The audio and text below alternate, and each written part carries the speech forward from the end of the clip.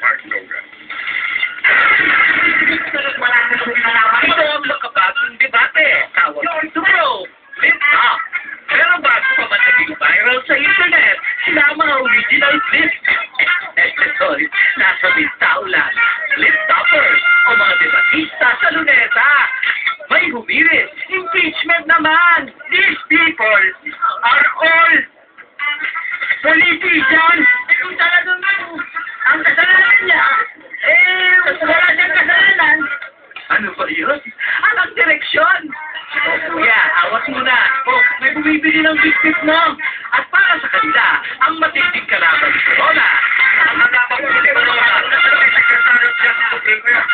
Hala, Secretary of Justice Supreme Court?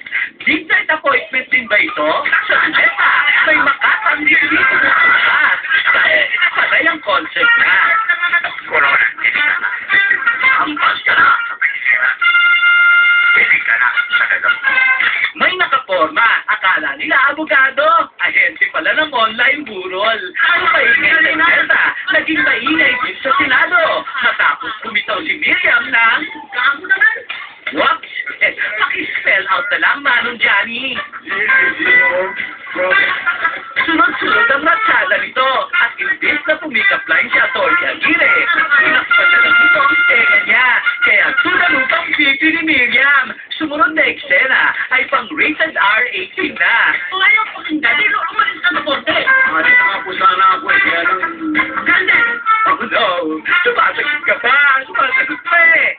Si Tolix nakita lang kapagang ni Miriam sila nagpipimpilang at nang luminya si Senadora nang nangamon ka! At sabay sunod-sunod na wah! Wah! At nang gumanon si Miriam, aba, pang-action na ito ah! Ala, nagbalik bigla kay Tito ang alamat ni Leon Guerrero. Kapag daw ang eksena ay may nagtatakip ng gabay na ganito, malamang napokyan ka ni Tito. Bago pa man mag-true to life na mamompian si Leon Guerrero, nagpaliwanag si Miriam Santiago na